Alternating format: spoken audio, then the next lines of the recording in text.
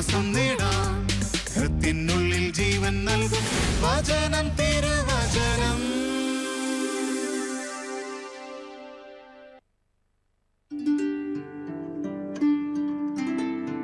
ഈശോ മിശിഹായിക്ക് സ്തുതിയായിരിക്കട്ടെ. മത്തായിയുടെ സുവിശേഷം 4-ാം അധ്യായം 16 തുടങ്ങി 18 വരെയുള്ള വചനങ്ങൾ ശ്രവിച്ചുകൊണ്ട് ചിന്ത തുടരാം. താൻ വളർന്നു വന്ന സ്ഥലമായ നസ്രത്തിലെ സിനഗോഗിൽ പ്രവേശിച്ച് വായനയ്ക്കായി എഴുന്നേറ്റ് നിന്നു. യെശയ്യാ പ്രവാചകന്റെ പുസ്തകം അവന് നൽകപ്പെട്ടു. കർത്താവിൻ്റെ ആത്മാവ് എൻ്റെ മേലുണ്ട്, ദരിദ്രരെ സുവിശേഷം അറിയിക്കാൻ അവിടെ നിന്നെ അഭിഷേകം ചെയ്തിരിക്കുന്നു. ബന്ധിതർക്ക് മോചനവും അന്ധർക്ക് കാഴ്ചയും അടിച്ചമർത്തപ്പെട്ടവർക്ക് സ്വാതന്ത്ര്യവും കർത്താവിന് സ്വീകാര്യവുമായ വത്സരവും പ്രഖ്യാപിക്കുവാൻ അവിടുന്ന് എന്നെ അയച്ചിരിക്കുന്നു.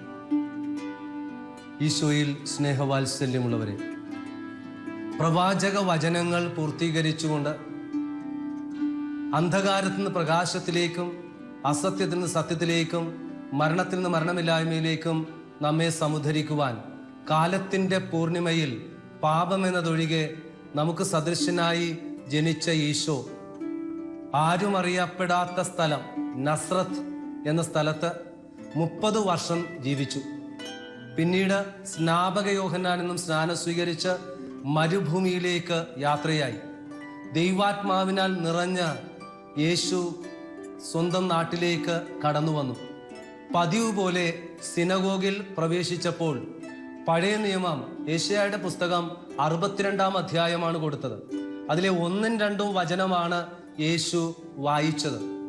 യേശുവിൻ്റെ ദൗത്യത്തെക്കുറിച്ചുള്ള വലിയ വിചിന്തനമായിരുന്നു അത്. യേശുവിൻ്റെ പല ദൗത്യങ്ങളിൽ ഒന്നായിരുന്നു അന്ധർക്ക് കാഴ്ച കൊടുക്കുക എന്നുള്ളത്. അതുകൊണ്ട് തന്നെ ഇന്ന് വചനം തിരുവചനത്തിലൂടെ നമ്മൾ അന്ധതയെക്കുറിച്ചാണ് വിചിന്തനം ചെയ്യുന്നത്. പ്രത്യേകിച്ച് 2 അന്ധന്മാരെയാണ് പ്രത്യേകമായി പഠിക്കുവാൻ പ്രഘോഷിക്കുവാൻ ആഗ്രഹിക്കുന്നത്. മത്തായിയുടെ സുവിശേഷം 8-ാം അധ്യായം 22 തുടങ്ങി 26 വരെയും മാർക്കോസിന്റെ സുവിശേഷം 10-ാം അധ്യായം 46-52. നമുക്ക് ആദ്യം അന്ധതയെക്കുറിച്ച് ചിന്തിക്കാം. ബൈബിളില് 81 പ്രാവശ്യമാണ് ബ്ലൈൻഡ്നെസ് എന്നുള്ള വാക്ക് ഉപയോഗിച്ചിട്ടുള്ളത്. പഴയ നിയമത്തിലും പുതിയ നിയമത്തിലും അന്ധരായ വ്യക്തികളെ കാണാം. ഞാൻ പുതിയ നിയമ പശ്ചാത്തലത്തിലാണ് സംസാരിക്കുവാൻ ആഗ്രഹിക്കുന്നത്. പ്രത്യേകിച്ച് മാർക്കോസിന്റെ സുവിശേഷമാണ് വ്യാഖ്യാനിക്കുവാൻ ആഗ്രഹിക്കുന്നത്. പ്രത്യേകിച്ച് മാർക്കോസിന്റെ സുവിശേഷത്തിൽ വിശുദ്ധ ഗ്രന്ഥത്തിൽ 2 തരത്തിലുള്ള അന്ധത അല്ലെങ്കിൽ അന്ധന്മാരെ കാണാൻ സാധിക്കും. പ്രത്യേകിച്ച് ഒഫ്താൽമിയ, മലയാളത്തിൽ ചെങ്കണ്ണ് രോഗം എന്ന് പറയുന്നൊരു രോഗം അന്നുണ്ടായിരുന്നു. നമ്മുടെ നാട്ടിലും ചെങ്കണ്ണ് രോഗം വരാറുണ്ട്. അതിനെ വൈദ്യശാസ്ത്രത്തിൽ ഒഫ്താൽമിയ എന്നാ പറയുന്നത്. ഉൽപ്പത്തി പുസ്തകം 29:11 ലേയായുടെ രോഗം അതായിരുന്നു. അപ്പൊ ബൈബിളിൽ തന്നെ ഈ രോഗമുള്ള വ്യക്തികളെ കാണാൻ സാധിക്കും. ഇത് സൂര്യപ്രകാശത്തിൽ നിന്നുമൊക്കെയാണ് വരുന്നത്. രണ്ടാമത്തേത് വാർദ്ധക്യ സഹജമായ അന്ധതയാണ്. ഉൽപ്പത്തി പുസ്തകം 27-ാം അധ്യായത്തിലും അത് കാണാൻ സാധിക്കും. ഇതുകൂടാതെ ജന്മന അന്ധരായ വ്യക്തികളെയും പ്രത്യേക സാഹചര്യത്താൽ കാഴ്ച നഷ്ടപ്പെട്ടവരെയും ബൈബിളിൽ കാണുവാൻ സാധിക്കും. നമ്മൾ ഇന്ന് വചനം തിരുവചനത്തിലൂടെ പഠിക്കുവാൻ പോകുന്നത് മാർക്കോസിന്റെ സുവിശേഷം 8-ാം അധ്യായം 22 തുടങ്ങി 26 വരെയുള്ള വചനങ്ങളാണ്. ബെത്സയിദായിലെ രോഗശാന്തിയാണ്. അവിടെ എന്താ സംഭവിച്ചത്? കുറെ പേർ ചേർന്ന് ഒരു അന്ധനെ ഈശോയുടെ അടുക്കിലേക്ക് കൊണ്ടുവന്നു. ആദ്യം വചന സന്ദർഭം വിവരിച്ചോട്ടെ. കുറെ പേർ ചേർന്ന് ഒരു അന്ധനെ ഈശോയുടെ അടുക്കിലേക്ക് കൊണ്ടുവന്നു. അന്ധനല്ല ആവശ്യപ്പെട്ടത്. അവര് പറഞ്ഞു അവനെ സ്പർശിക്കുവാനായിട്ട് ആവശ്യപ്പെട്ടു. കൈക്ക് പിടിച്ച് ഗ്രാമത്തിലേക്ക് ഈശോ അവനെ കൊണ്ടുപോയി. കണ്ണിൽ തുപ്പിയതിനു ശേഷം അവന്റെ മേൽ കൈവച്ചിട്ട് ചോദിച്ചു, നീ എന്തു കാണുന്നു? ഞാൻ മനുഷ്യനെ കാണുന്നുണ്ട്, എന്നാൽ മരങ്ങൾ പോലെ ഇരിക്കുന്നു, നടക്കുന്നു എന്ന് പറഞ്ഞു. കണ്ണിൽ കൈവച്ചിട്ട് ഇപ്പോൾ സൂക്ഷിച്ചു നോക്കിയിട്ട് പറഞ്ഞു, എന്താ കാണുന്നത്? കാഴ്ച അവന് തിരിച്ചു കിട്ടി, മനുഷ്യനെ കാണുന്നുണ്ട്. എന്നിട്ട് ഗ്രാമത്തിലേക്ക് വിട്ടില്ല, വീട്ടിലേക്ക് പോകാൻ പറഞ്ഞു. ഗ്രാമത്തിലേക്ക് വിട്ടില്ല, വീട്ടിലേക്ക് പോകാൻ പറഞ്ഞു. ഇനി നമുക്ക് ഈ സുവിശേഷ ഭാഗത്തിന്റെ സ്ഥലവും സാഹചര്യവും സന്ദർഭവും ഇതിന്റെ അർത്ഥത്തിലേക്ക് കടന്നു വരാൻ പരിശ്രമിക്കാം. വചന വ്യാഖ്യാനത്തിലേക്ക് പ്രവേശിക്കാം. PUCയിൽ നിന്നും ഇറങ്ങിയിട്ടുള്ള വചന വ്യാഖ്യാനത്തിലേക്ക് കടന്നു ചെന്നപ്പോൾ ഈ സുവിശേഷ ഭാഗത്തിന് സന്ദർഭങ്ങളുണ്ട്. അപ്പത്തിന്റെ പ്രതിപാദനത്തിന്റെ 1-ാം ഭാഗം അവസാനിക്കുമ്പോൾ ബദിര മൂകന്റെ സുഖപ്രാപ്തിയെക്കുറിച്ചാണ് വിവരിക്കുന്നത്. അതുപോലെ തന്നെ അന്ധന് കാഴ്ച കൊടുക്കുന്ന വിവരണത്തോടെയാണ് 2-ാം ഭാഗം അവസാനിപ്പിക്കുന്നത്. അപ്പോൾ ഈ ശിഷ്യന്മാർക്ക് ഒരു പ്രത്യേക സന്ദേശം കൊടുക്കാൻ വേണ്ടിയിട്ടാണ് ഈ അത്ഭുതം പ്രവർത്തിച്ചത് എന്നതാണ് ഈ സുവിശേഷ ഭാഗത്തിന്റെ ഒരു വ്യാഖ്യാനം. പ്രത്യേകിച്ച് ശിഷ്യന്മാർക്ക് ആധ്യാത്മികമായ കാഴ്ച നൽകാൻ ഉദ്ദേശിച്ചുകൊണ്ടാണ് യേശു ഈ അത്ഭുതം പ്രവർത്തിച്ചത്. മറ്റൊരു വ്യാഖ്യാനത്തിലേക്ക് പോകുമ്പോൾ അത് തികച്ചും പ്രായോഗികമായി എനിക്ക് തോന്നി. ആദ്യം ഞാൻ ഈ സുവിശേഷ വചനത്തിലെ ഓരോ ഭാഗവും ആ സന്ദർഭവും ഒന്ന് വിവരിച്ചോട്ടെ. ബെത്സയിദ എന്ന സ്ഥലത്താണ് സംഭവിച്ചത്. ബെത്സയിദ ബൈബിളില് ഒരുപാട് പ്രാവശ്യം ഉപയോഗിച്ചിട്ടുണ്ട്. ബെത്സയിദ കുളമുണ്ട്. ഇത് ബെത്സയിദ എന്ന് പറയുന്ന വാക്കിന്റെ അർത്ഥം മീൻ പിടുത്തത്തിന്റെ ഭവനം എന്നാണ്. ബെത്സയിദ എന്ന വാക്കിന്റെ അർത്ഥം മീൻ പിടുത്തത്തിന്റെ ഭവനം എന്നാണ്. ഇനി ഈ സ്ഥലത്താണ് പത്രോസ്, അന്ത്രയോസ്, പീലിപ്പോസ് എന്നിവർ ജനിച്ചത്. ഇതിന്റെ മറുകരയിലാണ് ഈശോ അപ്പം വർദ്ധിപ്പിച്ചത്. 5 അപ്പം കൊണ്ട് 5000 പേരെ തീറ്റിപ്പോറ്റിയത് ഈ സ്ഥലത്ത് വെച്ചാണ്. ഇനി ബൈബിളില് ഏറ്റവും കൂടുതൽ അത്ഭുതം പ്രവർത്തിച്ചത് ബെത്സയിദയിലാണ്. അതുകൊണ്ട് തന്നെയാണ് യേശു ലൂക്കായുടെ സുവിശേഷം 10-ാം അധ്യായം 13-ാം വാക്കിൽ കൊറൈസോൺ ബെത്സയിദ നിനക്ക് ദുരിതം എന്ന് പറയുന്നത്. ഒത്തിരി വേദനിച്ചു ഈശോ. കാരണം ഇത്രമാത്രം അത്ഭുതങ്ങൾ പ്രവർത്തിച്ചിട്ടും വിശ്വസിക്കാതെ പോയ ഒരു സമൂഹമാണ് അവിടെ ഉണ്ടായിരുന്നത്. അതുകൊണ്ട് തന്നെയാണ് ഈശോ ഞാൻ മുൻ സൂചിപ്പിച്ചതുപോലെ ബെത്സയിദ കൊറൈസൻ നിങ്ങൾക്ക് ദുരിതം, നിങ്ങളോട് പറഞ്ഞ അത്ഭുതങ്ങളും വചനങ്ങളും വേറെ സ്ഥലത്താണ് പ്രവർത്തിച്ചിരുന്നെങ്കിൽ അവർ ചാക്കുവസ്ത്രം ധരിച്ചുകൊണ്ട് അനുദപിക്കാമായിരുന്നെന്ന് ഈശോ ശക്തമായി പറഞ്ഞു. ഈ ഒരു പശ്ചാത്തലത്തിൽ നമുക്ക് ഈ വചനഭാഗത്തിലേക്ക് കടന്നു വരാം. ആദ്യം ഞാൻ നിങ്ങളോട് സൂചിപ്പിച്ചത് ബെത്സയിദ എന്ന സ്ഥലത്തിന്റെ പ്രത്യേകത, അവിടെയുള്ള ആൾക്കാരുടെ പ്രത്യേകതയാണ്. ഇനി എന്താണ് ഇവിടെ സംഭവിച്ചത്? അന്ധനിഷ്ടമുണ്ടായിട്ടൊന്നും വന്നതല്ല. കുറെ പേർ ചേർന്ന് അവനെ കൊണ്ടുവന്നു. നമ്മൾ കേട്ടുകൊണ്ടിരിക്കുന്നത് മാർക്കോസിന്റെ സുവിശേഷമാണ്. മാർക്കോസിന്റെ സുവിശേഷം 2-ാം അധ്യായത്തിൽ 1:12 തളർവാദ രോഗിയെ 4 പേർ ചേർന്ന് കൊണ്ടുവന്നു എന്നാ പറഞ്ഞത്. അപ്പോൾ ഇഷ്ടമുണ്ടായിട്ട് കൊണ്ടുവന്നതല്ല, ഒരു നിമിത്തമാണ്. അങ്ങനെ കുറെ പേർ അവനെ കൊണ്ടുവന്നു. അവനൊട്ട് ചോദിച്ചില്ല. ആൾക്കാരുടെ വിശ്വാസമാണ്. ആൾക്കാരാണ് പറയുന്നത് അവനെ സ്പർശിക്കണമേ എന്ന് പറഞ്ഞപ്പോൾ ഈശോ എന്ത് ചെയ്തു? ആ ഗ്രാമത്തിൽ നിന്നും, ബെത്സയിദയിൽ നിന്നും ഗ്രാമത്തിന് പുറത്തേക്ക് കൊണ്ടുപോയി. എന്നിട്ട് അവന്റെ കണ്ണിൽ തുപ്പി തോളിൽ കൈവച്ചു. എന്താണ് ഇതിന്റെ അർത്ഥം? ഗ്രാമത്തിൽ നിന്നും പുറത്തു കൊണ്ടുപോയി. എന്തുകൊണ്ടാണ് ഈശോ ഗ്രാമത്തിൽ നിന്നും പുറത്തു കൊണ്ടുപോയത്? കാരണം ഇത് വൈദ്യശാസ്ത്രപരമായ ഒരു കാര്യം ഇവിടെ ഉണ്ട്. കാരണം കാഴ്ചയില്ലാത്തവന് അല്ലെങ്കിൽ കാഴ്ച പോയവന് പെട്ടെന്ന് കാഴ്ച കിട്ടിയാലുള്ള ഒരു പരിഭ്രമം, ഒരു വിഭ്രാന്തി ഉണ്ടാകും. അതുകൊണ്ടായിരിക്കണം ഈശോ പുറത്തേക്ക് കൊണ്ടുപോയത്. ഇനി അവന്റെ കണ്ണിൽ തുപ്പി. നമ്മുടെ നാട്ടിൽ തുപ്പൽ എന്നൊക്കെ പറയുന്നത് അത്രയ്ക്ക് നല്ല കാര്യമല്ല, മുഖത്ത് തുപ്പുക എന്ന് വെച്ചാൽ. പക്ഷേ യഹൂദ പശ്ചാത്തലത്തിൽ തുപ്പല് അത് ഔഷധമാണ്. ലൂക്കായുടെ സുവിശേഷം 16-ാം അധ്യായത്തിൽ ധനവാന്റെയും ലാസറിന്റെ ഉപമയിൽ നായ്ക്കൾ ലാസറിന്റെ വീണ നക്കി തുടക്കുന്ന സന്ദർഭം വിവരിക്കുന്നുണ്ട്. കൂടാതെ അന്നത്തെ വൈദ്യശാസ്ത്രത്തിൽ തുപ്പൽ ഔഷധമാണ്. നമ്മുടെ നാട്ടുപ്രദേശത്തും സാധാരണ കയ്യോ കാലോ പൊട്ടിക്കഴിഞ്ഞിട്ടുണ്ടെങ്കിൽ, കൈ പൊട്ടിയാൽ നമ്മൾ ഉടനെ അത് നാവ് അല്ലെങ്കിൽ തുപ്പൽ സ്പർശിക്കാറുണ്ട്. നമുക്ക് ഈ ഒരു അവസ്ഥ മനസ്സിൽ വെച്ചുകൊണ്ട് യേശുവിന്റെ അത്ഭുതത്തിലേക്ക് പോകാം. യേശു കണ്ണിൽ തുപ്പി, എന്നിട്ട് അവന്റെ തോളിൽ, ശരീരത്തിൽ സ്പർശിച്ചു. എന്തെങ്കിലും കാണുന്നുണ്ടോ? അവനുടനെ എന്താ പറഞ്ഞത്?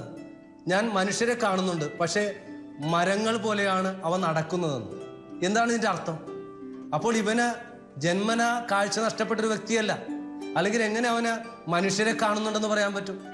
മരം പോലെ ഇരിക്കുന്നു പറയുന്നു. അപ്പോൾ മരം എന്താണെന്നും മനുഷ്യൻ എന്താണെന്നും അറിയാവുന്ന വ്യക്തിയാണ് ഇവൻ. മാത്രമല്ല ഇതിന് ദൈവശാസ്ത്രപരമായിട്ടുള്ള ഒരു വ്യാഖ്യാനം കൊടുക്കണം. ഇവൻ എന്താ പറഞ്ഞത്? ഞാൻ മനുഷ്യരെ കാണുന്നുണ്ട്, എന്നാൽ മരം പോലെയാണ് ഇരിക്കുന്നത്. അപ്പോൾ ഇവന്റെ ജീവിതത്തിൽ ഇവന്റെ മനോഭാവം എന്തായിരുന്നു? മനുഷ്യരെ ഇവൻ മരത്തെ പോലെയാണ്, വസ്തുവായിട്ടാണ് ഇവൻ കണ്ടത്. മരത്തിന്റെ പ്രത്യേകത എന്താ? മരത്തിൽ ഒന്നും നഷ്ടപ്പെടാനില്ല. അതിൻ്റെ വേരും തണ്ടും ഇലയും കായും എല്ലാം നമ്മൾ ഉപയോഗിക്കും. അപ്പം തീർച്ചയായിട്ടും ഇവനൊരു ഉപഭോക്തൃ സംസ്കാരത്തിൻ്റെ ഒരു പര്യായമല്ലേ എന്ന് ഞാൻ ചിന്തിച്ചു പോയി. അപ്പം വസ്തുവായിട്ട് മനുഷ്യനെ കണ്ടു. അതുകൊണ്ട് ഈശോ എന്ത് ചെയ്തു? ഇത് ഘട്ടം ഘട്ടമായിട്ടാണ് ഈ അത്ഭുതം. ഞാൻ ചിന്തിച്ചു, എനിക്കൊരു പലപ്പോഴും സംശയമായിരുന്നു, ദൈവമേ, ഈശോ ഒറ്റയടിക്ക് സുഖപ്പെടുത്തുന്നുണ്ടല്ലോ, അഴുകിയ ലാസറിനെ ഉയർപ്പിക്കുന്നുണ്ടല്ലോ, അന്ധനെ സുഖപ്പെടുത്തുന്നുണ്ടല്ലോ, മുടന്തനെ സുഖപ്പെടുത്തുന്നുണ്ടല്ലോ, പിന്നെ എന്താണ് ഈശോയ്ക്ക് ആദ്യത്തെ ആ ഒരു സ്പർശനത്തിൽ സുഖപ്പെടുത്താൻ കഴിയാതെ പോയത്? ഇത് ഞാൻ പഠിച്ചിരുന്ന കാലത്ത് 10ാം ക്ലാസ്സിൽ അല്ലെങ്കിൽ വീട്ടിലായിരുന്നപ്പോഴൊക്കെ ചിന്തിച്ചിരുന്ന എൻ്റെ ഒരു വലിയ സംശയമായിരുന്നു. പക്ഷേ ഇതിൻ്റെ പഠനങ്ങളിലേക്ക് വന്നപ്പോഴാണ് ഇതിൻ്റെ ഉൾക്കാഴ്ച കൂടുതൽ എനിക്ക് ബോധ്യപ്പെട്ടത്. അപ്പോൾ ഈശോ വാസ്തവത്തിൽ ഇതിലൂടെ വലിയൊരു സന്ദേശം നമുക്ക് നൽകുന്നുണ്ട്. ഈ വ്യക്തിയെ പോലെയാണ് നമ്മൾ ചിലപ്പോഴൊക്കെ നമ്മുടെയൊക്കെ സമൂഹത്തിൽ നമ്മൾ മനുഷ്യരെ വസ്തുക്കളായിട്ട് കാണുന്നുണ്ട്. മരം പോലെ കാണുന്നു, മനുഷ്യരെ കാണുന്നു, മരം പോലെ നടക്കുന്നു എന്ന്. അപ്പോൾ ഇവൻ മനുഷ്യരെ കണ്ടിരുന്നത് മനുഷ്യനോടുള്ള ആ ഒരു ഉപഭോക്തൃ സംസ്കാരത്തിന്റെ ഒരു പര്യായകമാണിവൻ. അതിനുശേഷം ഈശോ എന്ത് ചെയ്തു? വീണ്ടും കണ്ണിൽ സ്പർശിച്ചു. ആദ്യം എന്താ ചെയ്തത്? കണ്ണിൽ തുപ്പി, എന്നിട്ട് തോളിൽ സ്പർശിച്ചു. ഇപ്പോൾ കണ്ണിൽ സ്പർശിച്ചു, എന്നിട്ട് അവന്റെ ശിരസിൽ സ്പർശിക്കുകയാണ് ഈശോ. എന്നിട്ട് ചോദിച്ചു, സൂക്ഷിച്ചു നോക്ക്, എന്ത് കാണുന്നു? ഞാൻ മനുഷ്യരെ കാണുന്നു. ഇപ്പോൾ മനുഷ്യനെ മനുഷ്യനായിട്ട് കാണാനും മരത്തെ മരമായിട്ട് കാണാനും അവന് സാധിച്ചു. അവന് കാഴ്ച വീണ്ടും കിട്ടി, ഉൾക്കാഴ്ച വീണ്ടും കിട്ടി. അതുകൊണ്ട് അവനോട് പട്ടണത്തിലേക്ക് പോകാൻ ഈശോ അനുവദിച്ചില്ല, അവനോട് വീട്ടിലേക്ക് പോകാൻ പറഞ്ഞു. എന്താണ് അവന്റെ അർത്ഥം? ഇതിന് ഒരുപാട് അർത്ഥങ്ങളുണ്ട്. അവൻ വീട്ടിലേക്ക് പോകണം. നമ്മൾ നന്നാവേണ്ടത് എൻ്റെ കുടുംബത്തിലാണ്. ഞാൻ ആദ്യം നന്നാവണം, എൻ്റെ കുടുംബം നന്നാവണം, അപ്പോൾ സമൂഹം നന്നാകും, അപ്പോൾ സമുദായം നന്നാകും, രാഷ്ട്രം നന്നാകും. അതെ, ഈ സുവിശേഷ ഭാഗം നമുക്ക് നൽകുന്ന സന്ദേശം നമുക്കൊക്കെ ഉൾക്കാഴ്ച കിട്ടണം. മനുഷ്യനെ മനുഷ്യനായിട്ട് കാണാനും വസ്തുക്കളെ വസ്തുക്കളായിട്ട് കാണാനുള്ള ഉൾക്കാഴ്ച കിട്ടണം. ഞാൻ രണ്ടാമത്തെ ഒരു അന്ധനെ പരിചയപ്പെടുത്തുകയാണ്. മാർക്കോസിന്റെ സുവിശേഷം 10ാം അധ്യായം 46-52. സ്ഥലം ജെറീക്കോയാണ്. ജെറീക്കോയെ കുറിച്ച് നിങ്ങൾക്കറിയാം. ജെറീക്കോ, ഈശോ നല്ല ശമറിയക്കാരന്റെ ഉപമ പറഞ്ഞിട്ടുണ്ട്. അതുപോലെ തന്നെ ഈ അന്ധൻ ഇരിക്കുന്നത് ജെറീക്കോയുടെ തെരുവീതിയിലാണ്. അവിടെ ഇരുന്ന് ഭിക്ഷ യാചിക്കുകയാണ്. സമാന്തര സുവിശേഷങ്ങളെല്ലാം പറയുന്നുണ്ട്. അപ്പോൾ ഇവനോട് ആരൊക്കെ പറഞ്ഞിട്ടുണ്ട്, മോനെ ബർത്തിമയൂസേ, അവന്റെ അപ്പന്റെ പേര് പറയുന്നുണ്ട്, അവന് കുടുംബമുള്ള ആളാ, തിമയൂസിന്റെ പുത്രൻ ബർത്തിമയൂസ്. മോനെ ബർത്തിമയൂസേ, നീ അറിഞ്ഞോ, നസ്രായനായ ഈശോ നമ്മുടെ നാട്ടിൽ വന്നിട്ടുണ്ട്, നീ ഇരിക്കുന്ന റോഡിലൂടെയാ പോകുന്നത്, അതുകൊണ്ട് നീ കരഞ്ഞു പ്രാർത്ഥിച്ചോ, കരയുന്നവരുടെ കണ്ണീരൊപ്പുന്നവനാണ് കർത്താവ്. അങ്ങനെ അവൻ കാതുകൂർപ്പിച്ചിരിക്കുക. അപ്പോഴാണ് ഈശോ കടന്നു പോകുന്നതെന്ന് ബഹളം കേട്ടപ്പോൾ മനസ്സിലായി. അവൻ കരഞ്ഞു, ദാവീദിന്റെ പുത്രനായ ഈശോയെ എന്നിൽ കനിയണമേ. കരഞ്ഞപ്പോൾ അവിടെയുള്ള ചിലർ പറഞ്ഞു, മിണ്ടാതിരിക്കൂ, നിശബ്ദനായിട്ടിരിക്കൂ. ഇന്ന് ഇതൊക്കെ ഒരു സമൂഹത്തിന്റെ പ്രതീകമാണ്. കുടുംബമായാലും സമൂഹമായാലും എന്തായാലും 2 ടൈപ്പ് ആൾക്കാരുണ്ട് നമ്മുടെയൊക്കെ ഇടയിൽ. മറ്റുള്ളവരോട് സഹാനുഭൂതിയുള്ള ആൾക്കാരുണ്ട്, സെൻസിറ്റിവിറ്റി ഉള്ള ആൾക്കാരുമുണ്ട്, സഹാനുഭൂതി ഇല്ലാത്ത ആൾക്കാരുണ്ട്. വല്ല ഛേദമുണ്ടോ അവൻ കരയുന്നതിന്? വല്ല ഛേദമുണ്ടോ? അവർക്ക് വല്ല നഷ്ടപ്പെടാനുണ്ടോ? എന്നിട്ടും പറഞ്ഞെന്താണ്? അടങ്ങിയിരിക്കടാ, മിണ്ടാതിരിക്കുന്നു. പക്ഷേ പ്രാർത്ഥിക്കുന്ന മനുഷ്യന് അടങ്ങിയിരിക്കാൻ പറ്റില്ല. വേദനിക്കുന്ന മനുഷ്യന് അടങ്ങിയിരിക്കാൻ പറ്റില്ല. അവൻ കൂടുതൽ ഉച്ചത്തിൽ കരഞ്ഞു എന്നാ ബൈബിള് പറയുന്നത്. അവന്റെ പ്രാർത്ഥന അറസ്റ്റ് ചെയ്യിപ്പിച്ചു. ബൈബിളിൽ ഇങ്ങനെയുള്ള കരച്ചിലിന്റെ പ്രാർത്ഥനയുണ്ട്. ഹാഗാറിന്റെ പ്രാർത്ഥന ഉണ്ടല്ലോ, ഇസ്മായിൽ മരിക്കാൻ പോകുമ്പോൾ കരഞ്ഞു പ്രാർത്ഥിച്ചു, ദൈവം ഇടപെട്ടില്ലേ. ഇനിയും അന്നാമ്മയുടെ കരഞ്ഞുകൊണ്ടുള്ള പ്രാർത്ഥനയില്ലേ, റഘുവേലിന്റെ മകൾ സാറയുടെ പ്രാർത്ഥനയില്ലേ, തോബിയാസിന്റെ പ്രാർത്ഥനയില്ലേ, സൂസന്നയുടെ പ്രാർത്ഥനയില്ലേ. അതെ, കരഞ്ഞുകൊണ്ടുള്ള പ്രാർത്ഥന കർത്താവിനെ അറസ്റ്റ് ചെയ്യിപ്പിച്ചു. കർത്താവ് പറഞ്ഞു, അവനെ വിളിക്കുക. കർത്താവ് വിളിക്കുക, അവനെ വിളിക്കുക, ധൈര്യമായിരിക്കൂ, ഇതാ യേശു വിളിക്കുന്നു. സമൂഹത്തിൽ സ്നേഹമുള്ള ആൾക്കാരും ഉണ്ട്. അവർ ചെന്നിട്ട് പറഞ്ഞു, മോനെ ബർത്തിമയൂസ്, നീ ലക്കിയാണ്, ഞങ്ങളെ ആരും വിളിച്ചില്ല, നിന്നെ വിളിക്കുന്നു, വാ. അവൻ എന്ത് ചെയ്തു? എഴുന്നേറ്റ് സന്തോഷം കൊണ്ട് പുറങ്കുപ്പായം വലിച്ചെറിഞ്ഞ് ഈശോയുടെ അടുക്കലേക്ക് വന്നു. ഈശോ ചോദിച്ചു, ഞാൻ നിനക്ക് എന്ത് ചെയ്തു തരണമെന്നാണ് നീ ആഗ്രഹിക്കുന്നത്? അവൻ പറഞ്ഞു, കർത്താവ്, എനിക്ക് കാഴ്ച വീണ്ടും കിട്ടണം. ആ വാക്കെടുത്ത് ധ്യാനിക്കണം. എനിക്ക് കാഴ്ച വീണ്ടും കിട്ടണം. I want to regain the sight, not mere sight, insight. സാധാരണ കാഴ്ചയല്ല, ഉൾക്കാഴ്ച കിട്ടണം. കർത്താവ് സ്പർശിച്ചു. ഈശോയെ അവൻ വഴിയെ അനുഗമിച്ചു. എൻ്റെ ശ്രോതാക്കളെ, എൻ്റെ പ്രേക്ഷകരെ, നമുക്ക് ഈ സുവിശേഷ ഭാഗത്തിലെ 4 കാര്യങ്ങൾ ഒന്ന് മനസ്സിലാക്കാം. യേശുവിനെ കാണുന്നതിന് മുൻപും യേശുവിനെ കണ്ടതിന് ശേഷമുള്ള അവന്റെ മാറ്റം. യേശുവിനെ കാണുന്നതിന് മുൻപ് അവൻ ആരായിരുന്നു? അന്ധനായിരുന്നു. കണ്ടു കഴിഞ്ഞപ്പോഴോ കാഴ്ച ലഭിച്ചവനായിരുന്നു. ഇനിയും കാണുന്നതിന് മുൻപ് അവൻ ഇരിക്കുകയായിരുന്നു. ഇപ്പോൾ അവൻ എന്താ ചെയ്യുന്നത്? യേശുവിനെ അനുഗമിക്കുകയാണ്. മൂന്നാമതായി അവൻ എവിടെയായിരുന്നു? വഴിയിലായിരുന്നു. ഇപ്പോഴോ വഴി മധ്യേയായി. നാലാമതായി അവൻ യാചകനായിരുന്നു. ഇപ്പോൾ ആരായി? ശിഷ്യനായി. അതെ, യേശു ശിഷ്യരായി മാറണമെങ്കിൽ ശാലോം TV പ്രേക്ഷകരെ, നമ്മളും അന്ധനെ പോലെ അവബോധമുള്ളവരാവണം. ഞാൻ ഈ സുവിശേഷ ഭാഗത്തെ 4ആയിട്ട് ഒന്ന് ഡിവൈഡ് ചെയ്യാൻ പരിശ്രമിക്കുകയാണ്. ബർത്തിമേയുസിന്റെ ആഴമായ അവബോധം, the awareness of his blindness.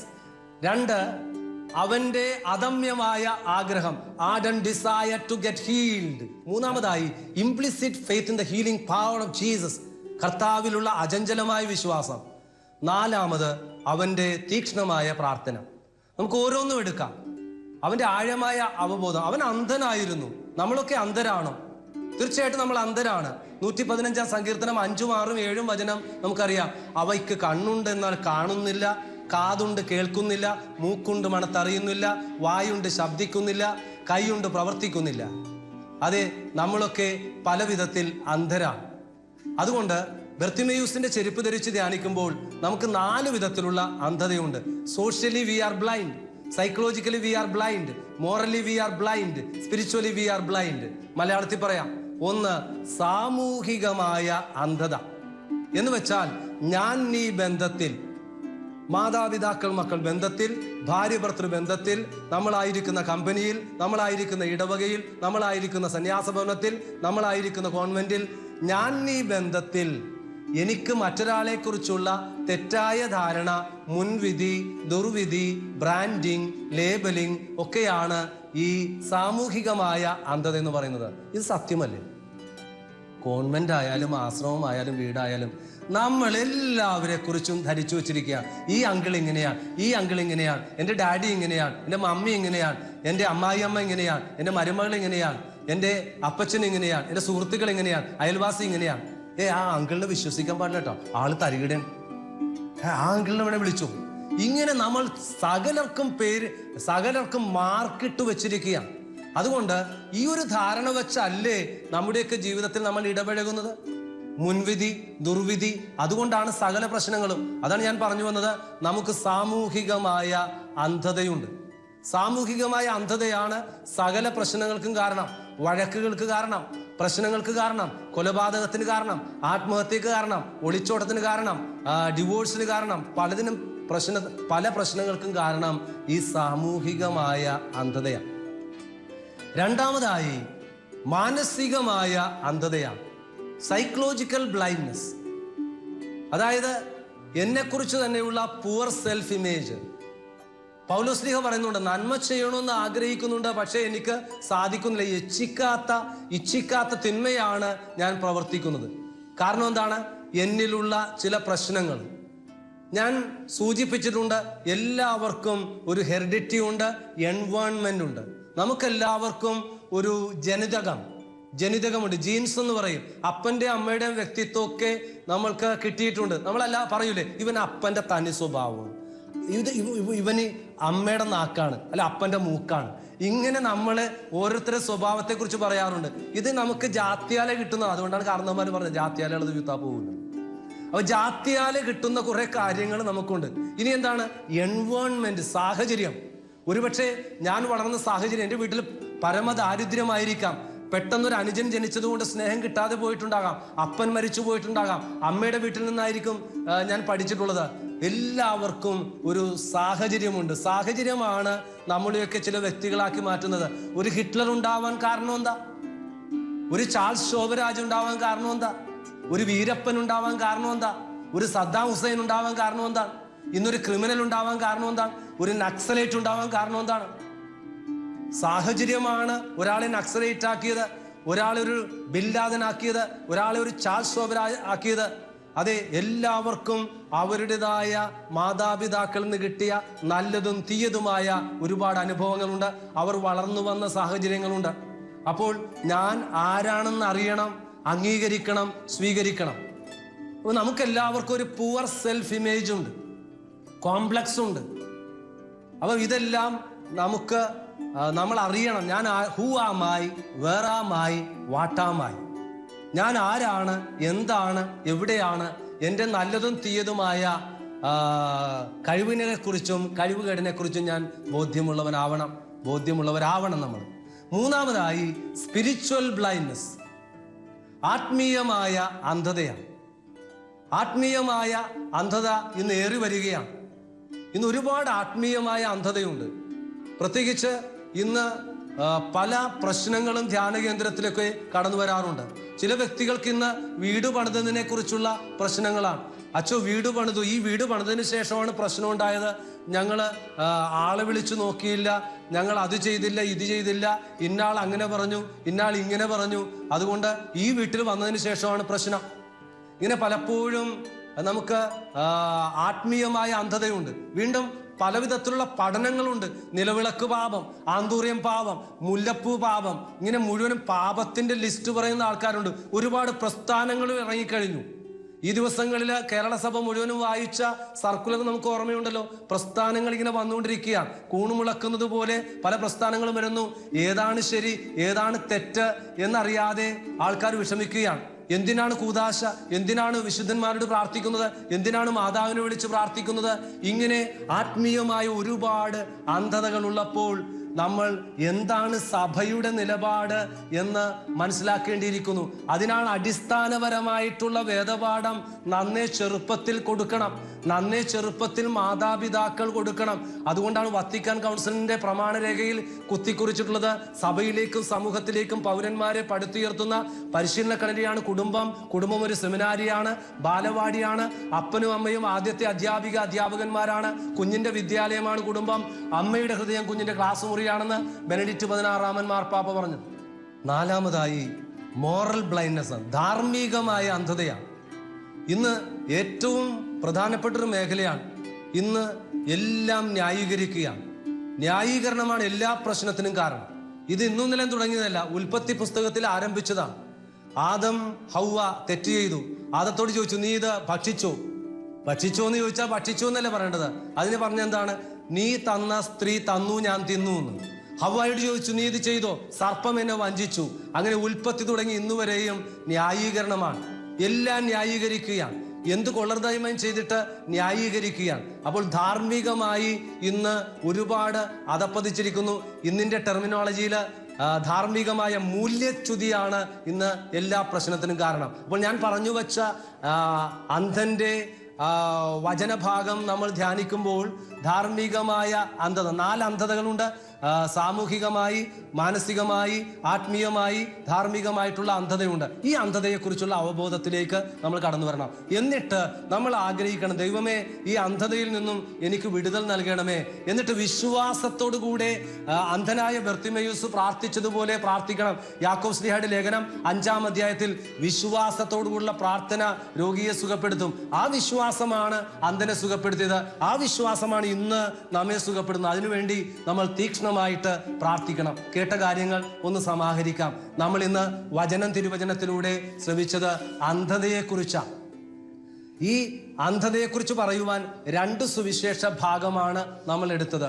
രണ്ടും തനതായ സന്ദർഭങ്ങളാണ്. മാർക്കോസിന്റെ സുവിശേഷം 8-ാം അധ്യായവും മാർക്കോസിന്റെ സുവിശേഷം 10-ാം അധ്യായവുമാണ് എടുത്തത്. അതിൽ ഒരെണ്ണം കുറെ പേർ ചേർന്ന് കൊണ്ടുവരുന്നതാണ് ഒരു സംഭവം. രണ്ടാമത്തേത് തനിയെ വരുന്ന ഒരു സംഭവമാണ്. കുറെ പേർ ചേർന്ന് കടന്നു വന്ന് പ്രാർത്ഥിക്കുന്ന ആ സംഭവത്തിൽ 2 സ്റ്റേജസ് ആയിട്ടാണ് ഈശോ സൗഖ്യം നൽകിയത്. അതിലൂടെ നമുക്ക് നൽകുന്ന സന്ദേശം, നമ്മുടെയൊക്കെ അന്ധത പലപ്പോഴും ഇപ്രകാരമാകാം: മനുഷ്യനെ മനുഷ്യനായി കാണാതെ വസ്തുവായിട്ട് കാണുന്ന ഒരു പ്രവണത. ആ പ്രവണത മാറിക്കിട്ടണം. അതെ, മനുഷ്യനെ മനുഷ്യനായിട്ട് കാണാനും വസ്തുവിനെ വസ്തുവായിട്ട് കാണുവാനുള്ള ഉൾക്കാഴ്ചയാണ് നമുക്കുണ്ടാവേണ്ടതെന്ന് 1-ാമത്തെ അന്ധന്റെ സുഖപ്രാപ്തി നമ്മെ പഠിപ്പിക്കുന്നു. 2-ാമത്തെ അന്ധൻ നമ്മെ പഠിപ്പിച്ചത് നമുക്ക് 4 വിധത്തിലുള്ള അന്ധതയുണ്ട്. ഞാൻ നീ ബന്ധത്തിലുള്ള സാമൂഹികമായ സോഷ്യൽ ബ്ലൈൻഡ്നെസ്. 2 എന്നെ കുറിച്ചുള്ള അന്ധത, സൈക്കോളജിക്കൽ ബ്ലൈൻഡ്നെസ്. 3 ആത്മീയമായ അന്ധത. 4 ധാർമ്മികമായ അന്ധത.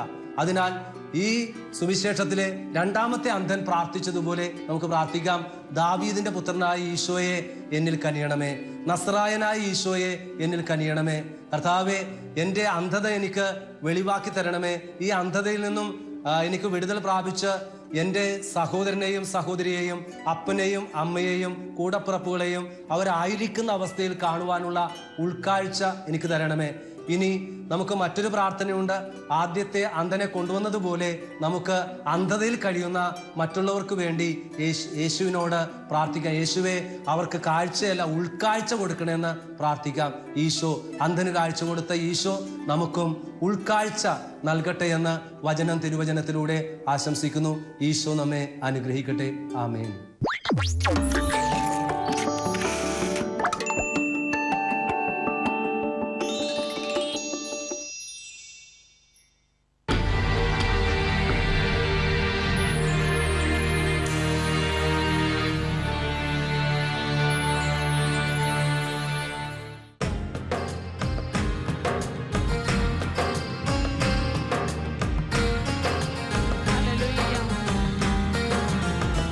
വിശ്വാസത്തോടെ നമ്മൾ പാടി പ്രാർത്ഥിക്കണം.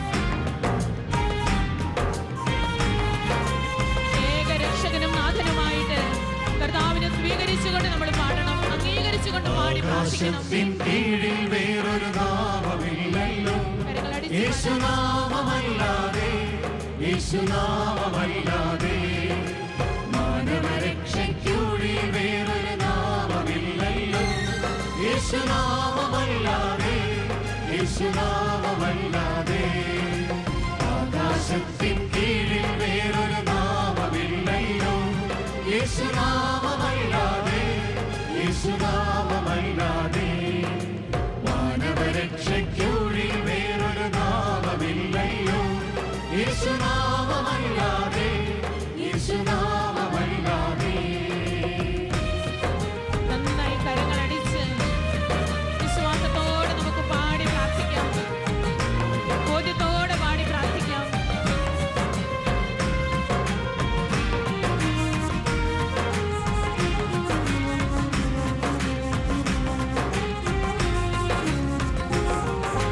പറുദീസായിൽ ദൈവം തന്നൊരു രക്ഷാവാഗ്ദാനം യേശുനാഥനല്ലയോ. പ്രവാചകന്മാർ മുന്നേ ചൊന്നൊരു രക്ഷാ സന്ദേശം യേശുനാഥനല്ലയോ.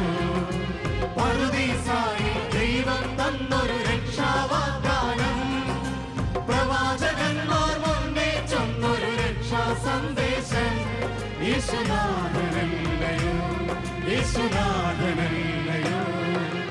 ആകാശത്തിൻ കീഴിൽ വേറൊരു നാമമില്ലല്ലോ, യേശുനാമമല്ലാതെ, യേശുനാമമല്ലാതെ. മാനവരക്ഷയ്ക്കുള്ളിൽ വേറൊരു നാമമില്ലല്ലോ, യേശുനാമമല്ലാതെ, യേശുനാമമല്ലാതെ.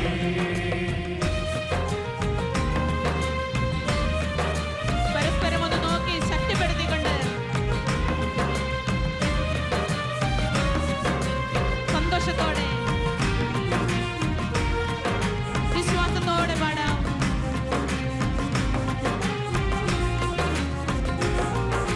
ദൈവം മാനവരക്ഷയ്ക്കായി തന്നൊരു നാമമേ, യേശുവെന്നൊരു നാമമേ. ഭൂലോകങ്ങൾ മുട്ടുമടക്കും ഉന്നത നാമമേ, യേശുവെന്നൊരു നാമമേ.